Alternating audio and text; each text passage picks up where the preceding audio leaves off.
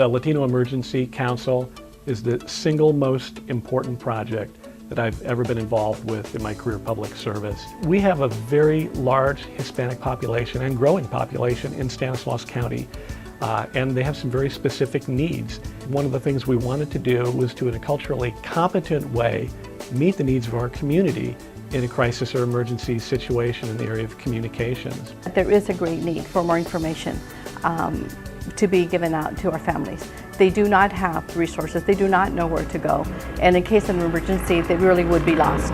In 2005, I moved into the Chief Executive's office to my role in communications. One of the things that I had noted is I really didn't feel we had as strong of a relationship with our Latino community as we really needed to have. So one of the first calls that I made in my new position was to reach out to a friend of mine who is the president of El Concilio to say, I'd like to get together with you, talk about where we're going, how we can work together. And so we pulled together a meeting, and actually it was 3 different organizations. It was the County of Stanislaus, it was El Concilio, and then the Hispanic Leadership Council. From that initial meeting, we were the 3 partners for the organization that got it up and going. One of the outgrowths from the Latino Emergency Council was not just having a partnership for emergency communications, but the LEC has expanded to do emergency preparedness as well.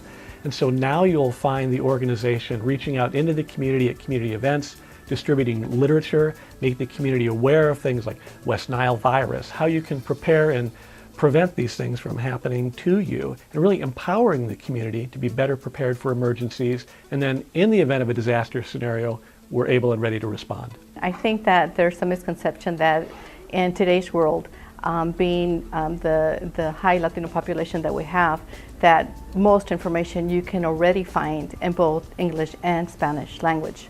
And that is not the case. We're actually, as we're moving forward and we're looking for materials to assist us and informing and educating our Spanish-speaking population, we're finding that there's a lot of information that, yes, is out there, but not everything's already translated. One of the key things that we have done is developed a partnership with leaders of the Latino community and then a network out into the Latino community throughout our county. So reaching down into migrant labor, reaching out into education. And so through that partnership, we are better able to understand what the needs are of the local community. And it's our Latino community leadership communicating with other Latinos in the community in a way that reaches them. More than anything, I think what we really are learning is that there is a great need for more information and education.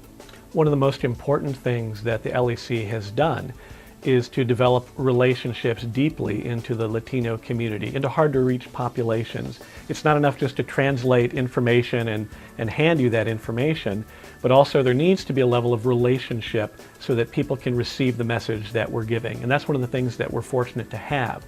Our leadership, our members, our partner organizations all work in the Latino community and have the level of relationship and the level of trust that people are able to receive that message that we need to give. We have about connections with over 80 different organizations and partners, from the American Red Cross, from Red Shield, to the county, to the city. Law enforcement, emergency responders, education, private sector, utility companies. Community leaders to public health, and nonprofit organizations. The nonprofit community and faith-based community, they've all engaged on this issue. And that's been one of the keys to the success, is being able to develop the relationships with those partner organizations to have them fully engaged.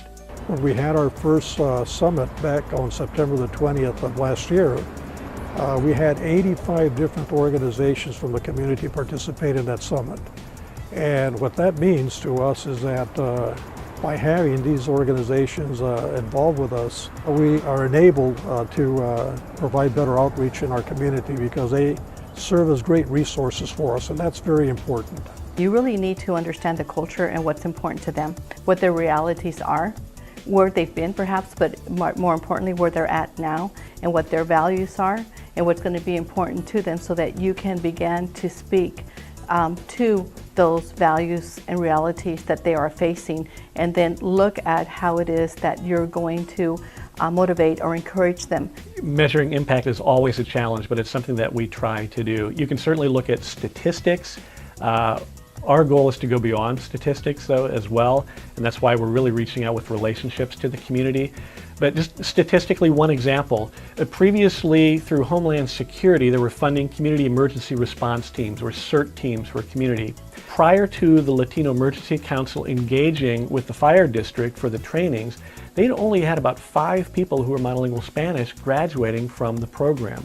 Once LEC got involved, we've had more than 125 people now trained through the Spanish CERT program, so they're prepared and ready to respond in the local community. We've distributed more than 10,000 pieces of literature to the community in a way that people are able to receive in regard to issues like swine flu, West Nile virus, heat health, cold weather, those types of things to help develop capacity for personal preparedness in our community. The single greatest factor of success of our organization are the community partnerships.